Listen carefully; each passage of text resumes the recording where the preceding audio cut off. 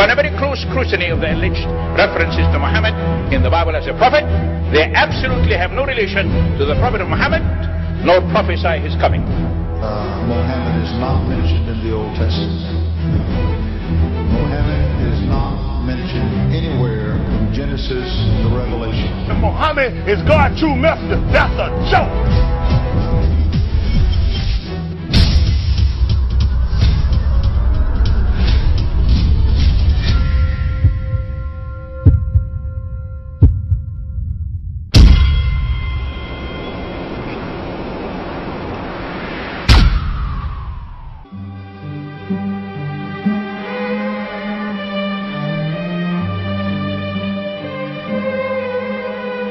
Lo, we inspire thee as we inspired Noah and the prophets after him, as we inspired Abraham and Ishmael and Isaac and Jacob and the tribes, and Jesus and Job and Jonah and Aaron and Solomon, and as we imparted unto David the Psalms.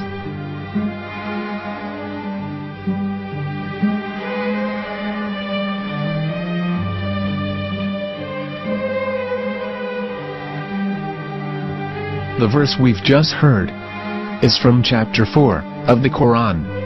In the verse, God is affirming to humanity that Muhammad is indeed the recipient of a divine guidance, just as Noah, Abraham, and the rest of the prophets.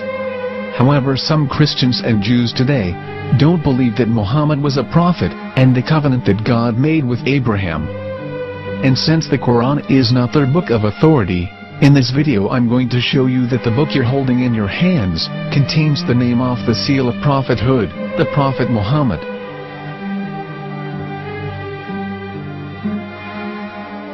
As known, the Old Testament was preserved in the Hebrew language.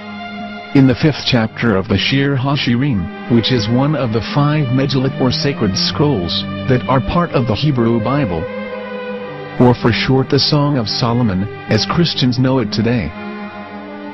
That chapter is discussing someone. Jews will say it is discussing Solomon, while Christians will say it is discussing Jesus. Considering this is the Songs of Solomon, it would seem logical that it is discussing Solomon. The verses, describing this mystery man, have the narrator's speech conjugated in the feminine, meaning it is a woman who is describing this man. So it is possible that it is one of Solomon's wives discussing her husband Solomon. However, Christians assert that Jesus is being discussed, and that the chapter is describing a man who was not yet alive at that point. A prophecy.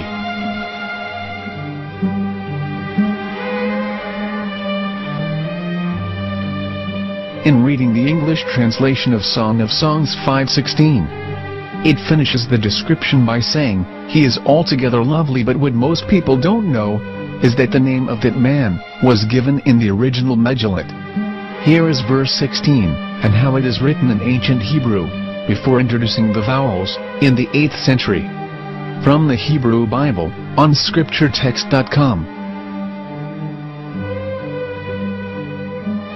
Here is the word in question.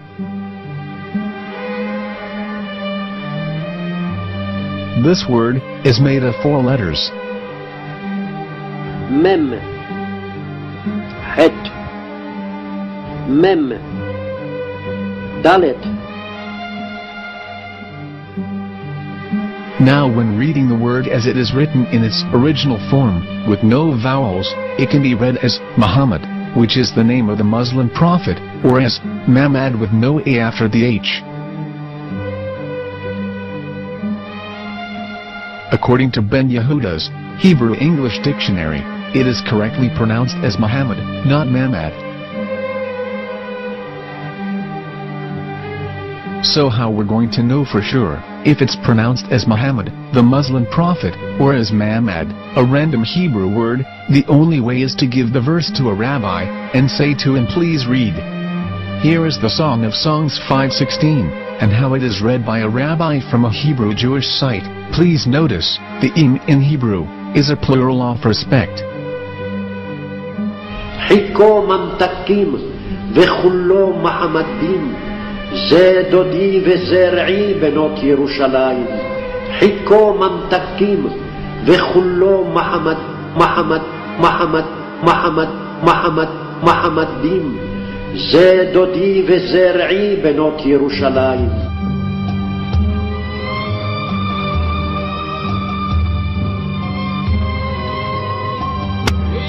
Coming out from the darkness, there are the one that serves but God, and Muhammad is his messenger.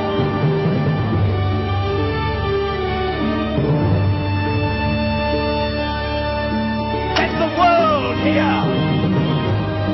חיכו ממתקים וכולו מחמדים, זה דודי וזרעי בנות ירושלים. חיכו ממתקים וכולו מחמדים, זה דודי וזרעי בנות ירושלים.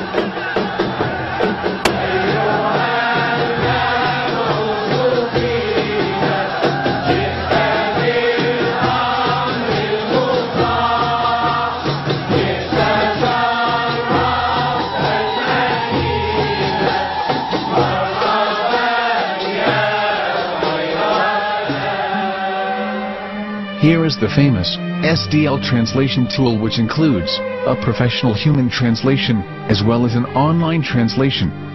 We're going to copy our Hebrew word of the Song of Songs directly from the Jewish site. It's the same site where you can hear the rabbi reading the verse in Hebrew. All links are in the description, so we're going to copy the word and paste it and ask, please translate. Are they going to translate the meaning of the name of that person? As the Bible translators did. Which is the praised and the lovely one, or are they going to keep the name as it is?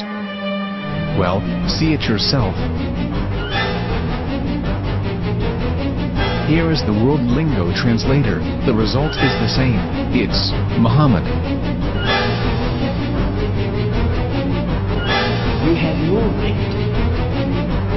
You have no right to translate names of people. Anybody. Your name should be retained. Mr. Black is Mr. Black, though he's white. You have no right to translate names of people. But they have been doing that. Muhammad they translated as altogether lovely. But the word Muhammad in the Hebrew language, the word Muhammad in the Hebrew language.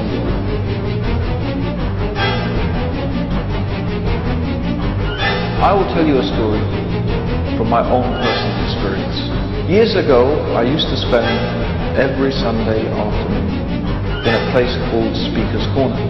And in my years down there, I got to know a Jewish rabbi.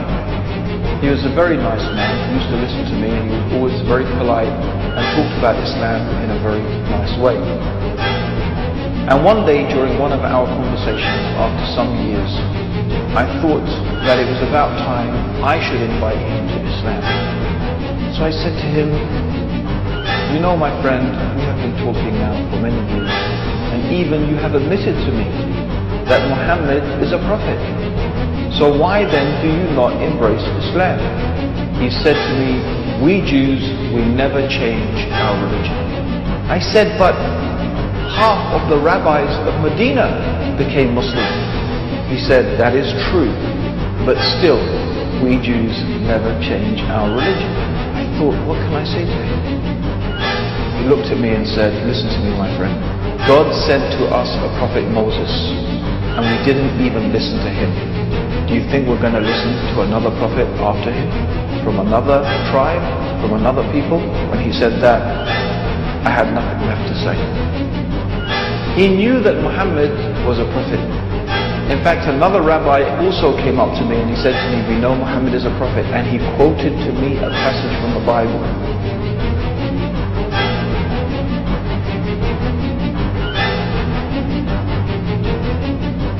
You and your f***ing Jesus, you kiss no way.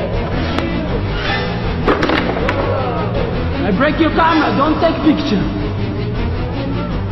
Shabbat Shalom, no picture, we don't want picture. Leave. You can't come in here. This is not your house. We kill out of it.